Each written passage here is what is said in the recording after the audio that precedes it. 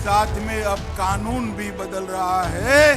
अब बंगाल में कानून का राज 15 साल के बाद फिर से सुनिश्चित हो जाएगा।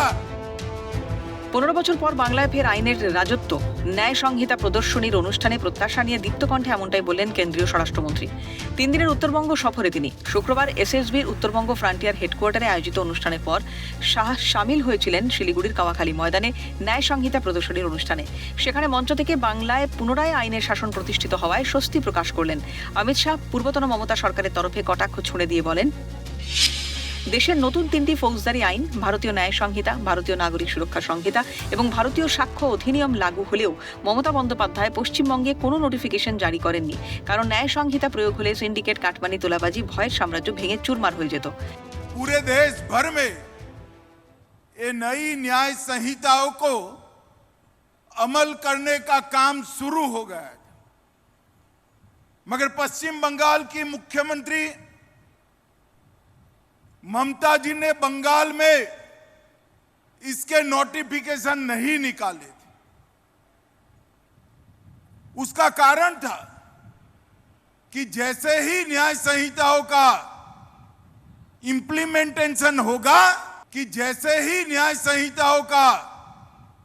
इंप्लीमेंटेशन होगा सिंडिकेट, कटमनी, टोल टैक्स और भय का साम्राज्य टूटकर चूर चूर हो जाएगा। বিধানসভা নির্বাচনে বিজেপির স্লোগান ছিল ভয় আউট ভরসা ইন। শাহ বলেন, বাংলার নির্বাচনে ভারতীয় জনতা পার্টি বাংলার জনগণকে প্রতিশ্রুতি দিয়েছিল, তা রেখেছে। ভয়ের নয়, ভরসার সরকার হয়েছে। শুভেন্দু অধিকারী দায়িত্ব সামলেই প্রথমে 3 নতুন ন্যায় সংহিতা কার্যকর করে ব্রিটিশ আমলের পুরনো আইন সরানোর ফাইলে সই করে ভরসা ফিরিয়েছেন। মমতার আমলের বোমা বিস্ফোরণ কিংবা আরজিকর, সন্দেশখালী কোনো পদক্ষেপ করা হয়নি বলে অভিযোগ করেন অমিত শাহ। কিন্তু এবার আইন বদলাবে, সুশাসন প্রতিষ্ঠিত হবে বলে আশাবাদী তিনি। भारतीय जनता पार्टी ने बंगाल की जनता को वादा किया था कि आप हम पर भरोसा करिए, हम भय की नहीं भरोसे की सरकार देंगे। और शुभेंदु अधिकारी ने कामकाज संभालने की पहली फाइल साइन की। वो फाइल हमारी तीनों न्याय संहिताओं को लगाकर यहां से अंग्रेजों के कानून को निकालने की फाइल साइन। गूंजता ये प्रदेश बम धमाकों से डरता था। एसिड हमले कभी थमते नहीं थे। आरजीकर मेडिकल कॉलेज की बर्बरता हो या संदेशखाली की पीड़ा, दुर्गापुर मेडिकल कॉलेज में हुआ बलात्कार हो या साउथ कोलकाता लॉ कॉलेज में हुई छेड़खानी हो, कोई एक्शन नहीं लिया जाता था। मुझे विश्वास है सरकार तो बदली है, साथ में अब कानून भी बदल रहा है। নতুন ন্যায় সংহিতায় যুক্ত হয়েছে প্রযুক্তি। ফলে পুলিশের তদন্তের ক্ষেত্রে আরো বেশি প্রযুক্তিভিত্তিক তথ্য প্রমাণ জোগাড় করতে পারে। এর ফলে বিচারের গতি বাড়বে বলে জানান অমিত শাহ। পাশাপাশি জিরো এফআইআর ও এফআইআর ব্যবস্থার সুফলও তুলে ধরেন তিনি। সর্বোচ্চ আদালতে 3 বছরের রায়ের পাশাপাশি নারী ও শিশুদের সুরক্ষা সুনিশ্চিত করার উপর জোর দিচ্ছে পশ্চিমবঙ্গ সরকার, স্পষ্ট করলেন স্বরাষ্ট্রমন্ত্রী।